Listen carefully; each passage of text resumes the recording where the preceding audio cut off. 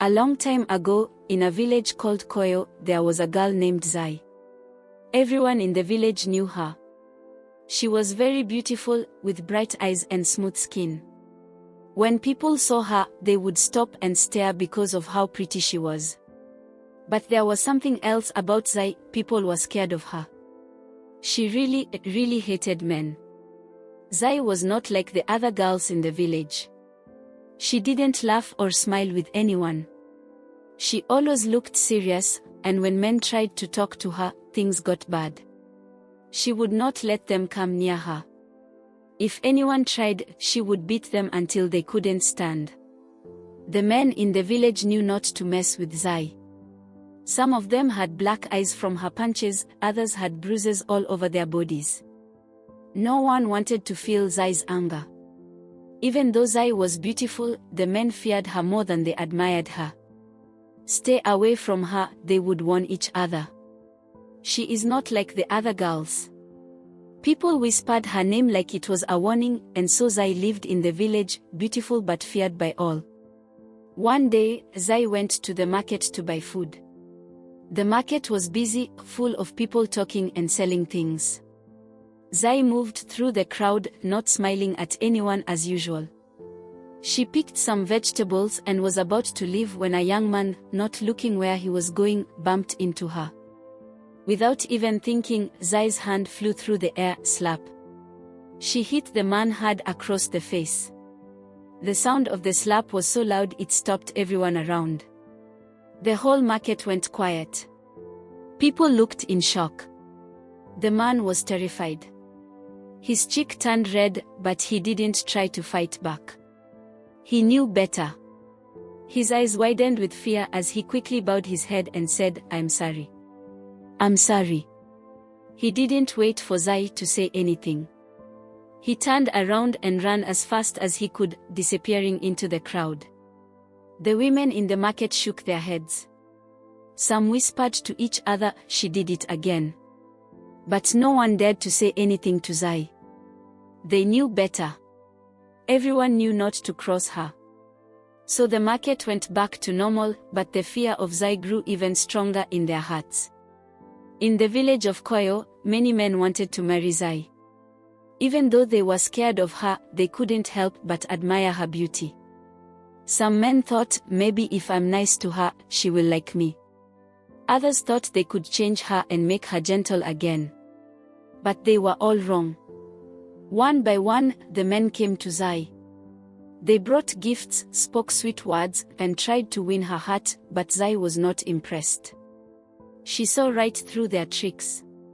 Whenever a man tried to get too close, she would beat him badly. They would leave her house with bruises on their faces, and some even begged for her mercy. But Zai never showed mercy.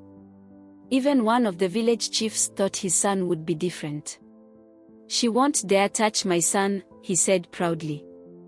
The chief's son went to Zai, smiling and thinking his high status would impress her. But Zai didn't care about who he was. When he tried to charm her, she punched him so hard that he lost 2 teeth.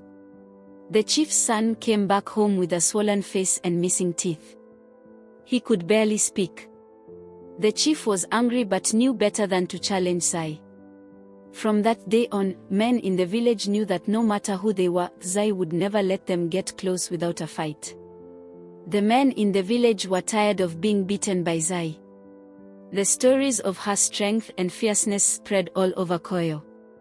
The elders of the village began to worry. "Why does Zai behave like this?" they asked each other. "She's strong, but why does she hate men so much?" The elders decided it was time to speak to Zai. They called her to the village square where everyone could see. People gathered to watch, the men, the women, and even the children came to see what would happen. They were curious about what Zai would say. Zai walked into the square, tall and unafraid. She looked around, seeing all the faces staring at her. The elders sat in a circle and waited for her to speak. But Zai did not look down or show any fear. She stood there, her head high and her eyes bold. The elders began to ask her questions. "Zai, why do you fight the men?" one elder asked. "Why do you beat every suitor that comes your way?" another asked. Zai didn't flinch. She looked at the elders calmly and said, "I will never let a man control me, and I will never stop beating them." Her words shocked everyone. The villagers whispered to each other. The elders were puzzled. They didn't understand why Zai said such things. "But why, Zai? What happened to make you like this?" one elder asked. But Zai didn't explain. She stood there in silence, refusing to answer their questions.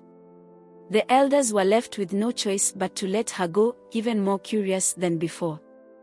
They wanted to know what had happened to Zai, but she kept her secret hidden. The villagers returned to their homes, still whispering about Zai.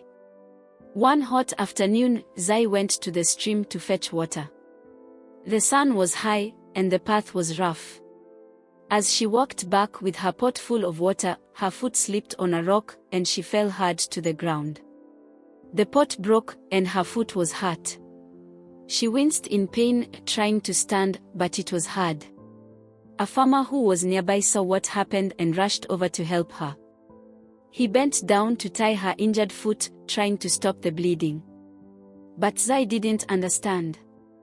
She thought he was trying to take advantage of her while she was hurt. Without waiting, Zai's fist shot out, BM. She punched the farmer in the face, making him fall back. "Don't you dare touch me," she shouted, her eyes blazing with anger. The poor farmer, holding his swollen face, tried to explain. "I was just helping you." But Zai didn't listen. She was furious, thinking the worst. The farmer knew better than to fight back. In Koyo, men were not allowed to hit women, no matter what. So he stood up slowly, his face bruised and his body aching. He limped away quietly, leaving Zai standing by the stream. The story of Zai's rage spread like wildfire. She beat a farmer who was only trying to help, the villagers whispered. But no one dared confront Zai. They knew what she was capable of, and her fearsome reputation grew even stronger that day. Despite her fierce reputation, Zai's beauty had caught the attention of the village prince. He was intrigued by her strength and independence. No one like her exists in the village, he thought. The prince believed he could win her over, so he began visiting Zai with gifts, fine clothes, fruits, and rare jewelry. Zai didn't push him away, but she didn't warm up to him either. She remained cautious, her eyes watching his every move. The villagers couldn't believe it. "Will the prince be the one to change her?" they whispered. One day, the prince invited Zai for a walk by the stream. The air was cool, and the water flowed gently as they walked side by side. The prince thought to himself, "Maybe Zai is starting to like me. She hasn't pushed me away all this time." Feeling confident, the prince made a terrible mistake. He reached out to hold Zai's hand, thinking it was a small, gentle gesture. But to Zai, it wasn't gentle at all. It felt like someone trying to control her, just like the men she had fought before. In an instant, Zai's temper exploded. Her eyes flashed with anger, and before the prince could say another word, she attacked him, BM. She punched him hard in the chest, and then POW. Another blow to his face. The prince tried to defend himself, but Zai was too strong and too fast. She didn't stop until he was on the ground, bruised and bleeding. The prince's guards, who had been standing nearby, rushed over to help. They picked up the prince, who was too weak to stand on his own. His face was swollen, and he had cuts on his arms and legs. They carried him back to the palace as quickly as they could.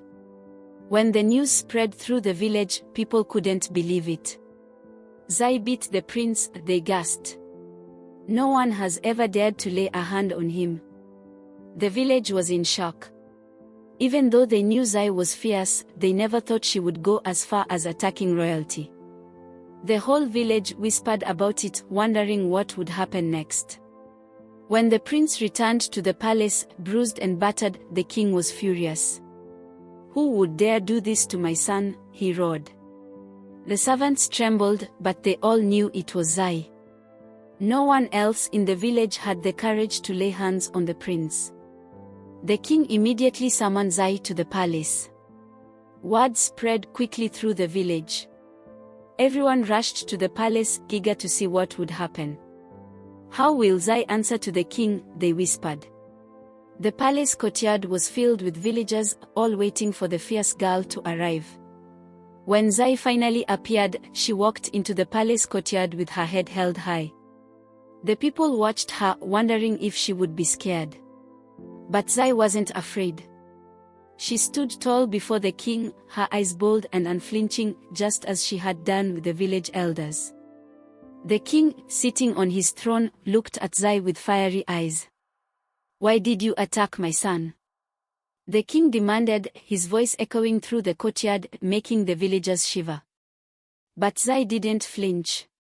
She stood in silence, her face hard and her eyes filled with both anger and pain. "Speak, girl," the king shouted again, but still, Zai said nothing. She kept her mouth closed, her heart pounding in her chest. The villagers leaned in, waiting to hear what she would say, but Zai kept her reasons hidden, refusing to explain herself to the king. The king's fury grew as he roared, "How dare you remain silent before me?" Zai remained as still as a stone, her secret locked tightly inside her. The villagers began to murmur among themselves, wondering why Zai had done it, but no one knew. For now, Zai's reason stayed buried deep within her heart. The king, growing more furious by the minute, pressed Zai again. "Why did you hurt my son? Speak now or face the consequences." Zai's heart felt heavy, and she could no longer hold back. Her strong, fierce face softened, and for the first time, the villagers saw something different in her eyes: pain. Tears welled up, and her voice trembled as she began to speak about her father, the man who was supposed to protect them but wasn't kind. He beat her mother every day, treating her like a slave, and whenever she tried to speak up, he would threaten her. Zai's voice cracked as she continued. One day, her mother was pregnant, and there was a small argument, something so small, but her father lost his temper, beating her mother so badly that she fell to the ground and lost the baby that day. Soon after, she lost her life too. The villagers gasped, shocked by the terrible truth. Zai stood there, her body shaking with grief as she spoke of her mother's death, explaining how she watched her die as a child, unable to help. After her father died not long after, Zai hoped that living with her uncles would be better, but it was even worse. Her uncles were cruel men who brought different women to their house day after day, treating them with no respect. Zai watched as the men in her life only knew how to control and dominate women around them. They didn't listen or care, they only used their strength to make the women feel small and weak. It was in those moments that Zai vowed no man would ever treat her like that again. She couldn't save her mother or help the wives in her uncle's home, but she could save herself. From that day on, Zai's heart hardened like stone. She wouldn't allow any man to get close enough to hurt her, and she became the fierce girl the villagers knew.